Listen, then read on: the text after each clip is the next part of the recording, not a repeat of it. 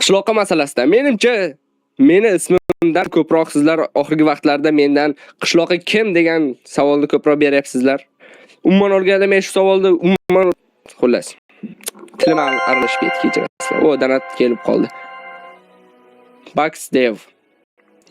Assalom. Qishloqqa masalasida oxirgi paytlarda men o'zimni ismim nimaligi haqidagi savoldan ham ko'proq qishloqqa kim degan savolni ko'proq eshityapman. Va bu savolga hozir men to'liq qilib javob bermoqchiman. Shu vaqtdan beri artefakt men edim. To'g'rimi?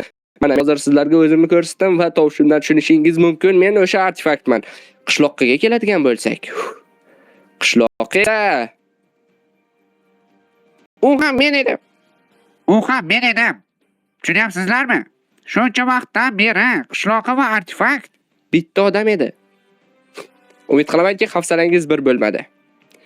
Ha, rostdan ham men umuman hazillashayotganim yo'q. Shuncha vaqtdan beri artefakt va qishloqqa bitta odam edi.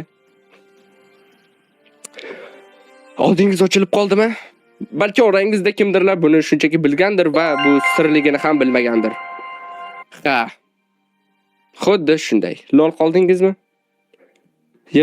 Nimaga yig'layotgan smileylar? Yig'lamanglar axir. Men aylab buni shu vaqtgacha aytmagandim, sababi videoga bo'lgan qiziqishingiz qishloqqa bitta odam edi. Ya'ni bitta odam unga ovoz berardi.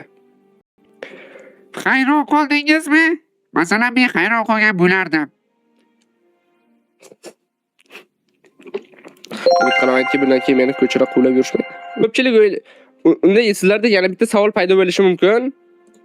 Yana bitta kichik bir savol paydo bo'lishi mumkin. Xo'sh, mayli, sen ovoz berar ekansan, tushundik. Unchalik ham xafa bo'lmadik. Umuman olganda bilgandik. Yig'laydigan smiley ham tashamaymiz. Deyishinglar mumkin yoki demaysizlar.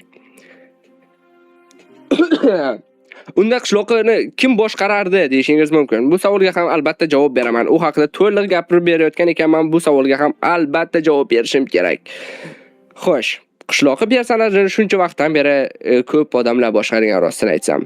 Uni har safar har xil odamlar boshqarishi mumkin edi. Kimning vaqti bo'lsa, masalan, Shohruxning vaqti bo'lsa, Shohruxga Minecraft o'ynab o'raylik. Mana shu qishloqqa ko'rinishda bo'lib turasan derdim. U ham necho derdi. Husanga aytishim mumkin edi. Hattoki jiyanimga aytsam ham u ham o'ynab berishi mumkin edi. Lekin ba'zi paytlarda men hattoki hech kimni chaqirmasdan mod ishlatishim ham mumkin edi.